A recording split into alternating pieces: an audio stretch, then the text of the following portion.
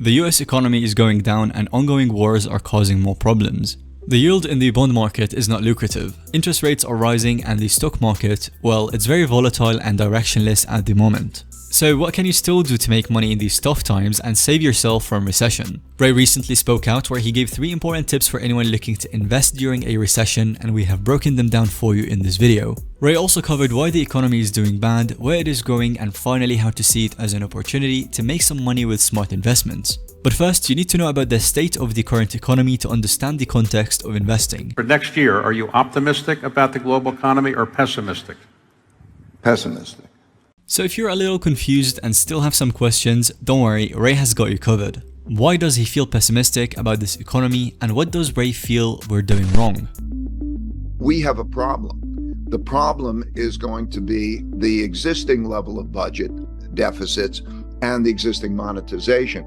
Because the way that this works in the last part of the cycle, the long-term debt cycle, is first that the debt service payments begin to squeeze out the consumption. And you go to a point where that starts to accelerate in a self-reinforcing problem. That problem precedes the real problem, the bigger problem, which is when there's owners of the debt see this debt problem emerging and there's a big imbalance, and so the central banks come in and print, or they have large losses.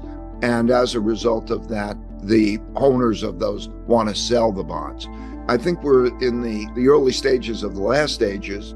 Just like Ray said, we are in the early stages of the last stage, meaning it is the start of recession. He also mentioned a debt cycle. Let's understand what it is and how it will affect you. The US government borrows money by issuing bonds. These bonds are essentially IOUs, where the government promises to pay back the borrowed money with interest over a specified period.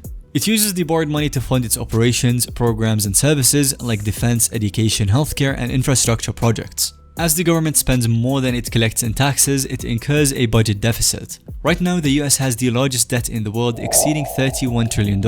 In simple words, it is earning way less than it's spending. But what is Ray's take on the debt cycle? Term debt cycle is first that the debt service payments begin to squeeze out the consumption.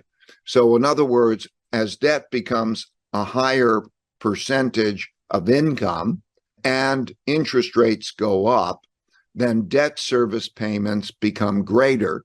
And as those debt service payments become greater, that squeezes out consumption. And you go to a point where that starts to accelerate in a self-reinforcing problem. That problem precedes the real problem, the bigger problem, which is when owners of the debt see this debt problem emerging and there's a big imbalance, and so the central banks come in and print, or they have large losses.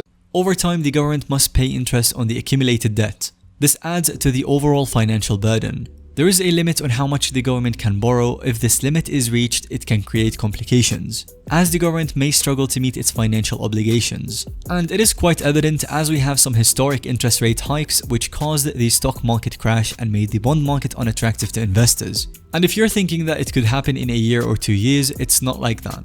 But what is causing this debt cycle in the first place? There's a pattern. Originally, there's an interest rate policy. Originally, money is tied to gold or something hard, and it keeps it hard. But when there's too much printing of money, too much need for credit, that link doesn't work. And then they break that down, and then we go to an interest rate-driven monetary policy, raise and lower interest rates, and that's the cost of money, and that rations things. The supply-demand align at that interest rate. However, when interest rates can't be lowered anymore, and there's a situation where there's an imbalance between the demand for bonds, the demand for credit instruments, and the supply of them. In other words, when the supply is offered a lot more than the free market demand, then there's what I call monetary policy 2, which is quantitative easing. In other words, throughout history, the purchases by the central bank, the printing of money and the purchasing of those bonds. But when that happens, it helps the owners of those bonds. The bonds go up, owners of financial assets make money, but the money does not get trickled down, does not go to the population that it might be desired to go. Ray is right on target there. Now, if you remember, during the pandemic, the US government printed more than $3 trillion to counter the recession. But there is a limit to print. After exhausting the option, the US government went on to increase interest rate in order to tighten the money supply. But that backfired, and the high interest rates made it difficult for you to spend, save and invest. And that's not all. Ray pointed out more reasons why the economy is in shambles. For next year, are you optimistic about the global economy or pessimistic? Pessimistic. Pessimistic. Pessimistic about the, look, you have a political, you have a monetary, you have a conflict type of environment. At the same time, you have the greatest inventiveness. We talk about this fabulous technology development that has so much potential to produce wonderful things, and then it could be a problem.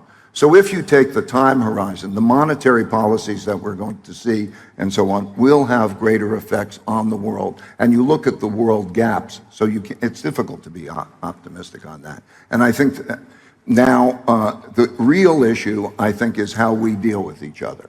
Okay? If it was said earlier very well, peace. If we can keep a peace, if we can have a healthy, competitive environment, without having a war with each other, we will be in good shape. We will make adaptations. Amid inflation, rate hikes and high debt, multiple wars are going on, which is disrupting the supply chain of natural resources, and as a result, we are experiencing food inflation and unemployment. As an investor, this is not an ideal situation, and Ray just wants you to make money in these times. So what are the options now? What will be your investment strategy going forward? Here are 3 investment tips for you, and the first one is... I'm going to answer in 2 ways. I'm going to say that first, there's a saying in the markets, he who lives by crystal ball is destined to eat ground glass. Okay. What I mean is, what you don't know is very important relative to what you do know, and for that reason, understanding how to properly balance and diversify a portfolio. And that diversification should be of countries, currencies, and asset classes is something that's important. What a smart thing to say.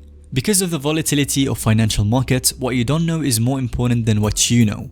And because there are so many moving parts that you cannot predict or be sure of anything, here is tip number 2.